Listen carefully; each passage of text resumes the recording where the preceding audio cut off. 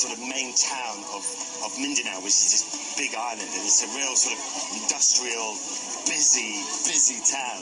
There's about 7,000 islands here in the Philippines, and I'm lucky enough to be able to go from the bottom to the top. So the idea today is I'm going to try and look for a food truck that's going to be able to take me up the road. And there's loads and loads of them here, and they're all coming in and out of town all the time. So this is kind of a brilliant place to start. Hey, Charlie. Yeah. Welcome to Davao City. Thank you. So you said there was this truck or It's a Jeep/truck. Yeah. We're looking at it right now. Oh, this one. This is the one. But you don't see jeepneys with two set of tires at the back, not like this one. This is really a big one because this travels all the way up to the mountains to get all the vegetables down. Right. And that's what they're bringing in, the fresh produce from the mountains. So yeah.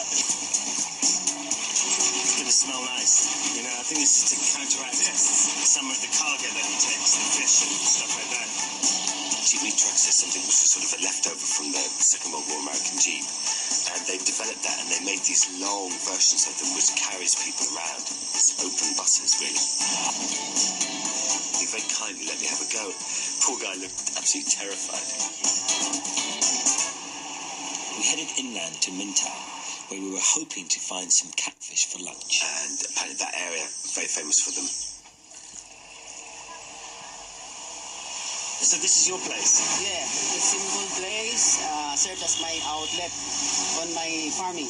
You produce these catfish? Yes, I produce. Oh, what you mean you have a fish farm? Yes, on the backyard, in the other side of my farm. On this side, I have rice and fish mix, or rice-fish integration. Rice and fish? This guy has converted his whole farm into organic farming, and he'll put carp in with the rice so that the carp eat the little snails, which means that the snails don't eat the rice, and then the little birds come down and they eat the insects, and so he uses barely any insecticide.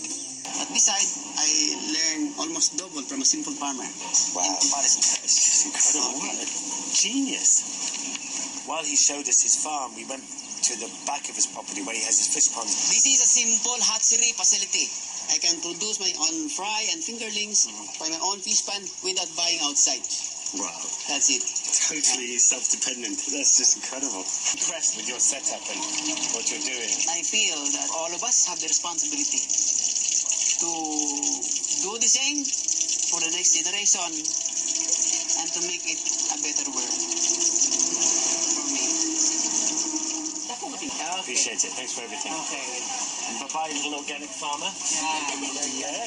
You're the next generation. Next generation farmer.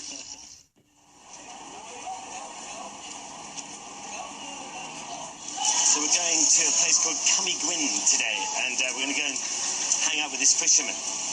And he has very kindly let us stay at his house.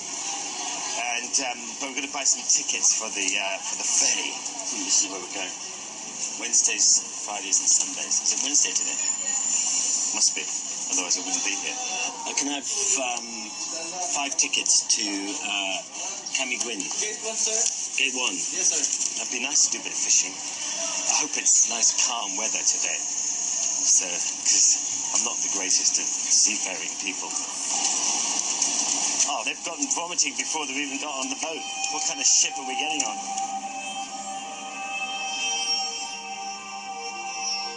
Over 2 million Filipinos depend on the fishing industry to earn a living. We are on our way to meet some fishermen who still use traditional boats to catch their fish. These boats are called bankers, and their distinctive bamboo outriggers can be found all across the Philippines. Wow, look at that. It's gorgeous. And we met this guy, Ben, who is a fisherman. And you're going to take us fishing today, are you? And you'll take us across on this.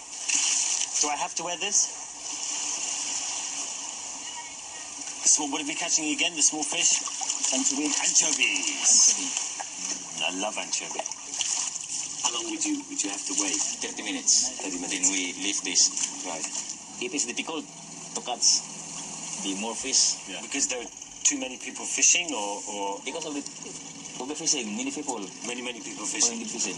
Yeah. Only small fishing ground. Almost 100 families using the area depends. Wow, that's a lot of people.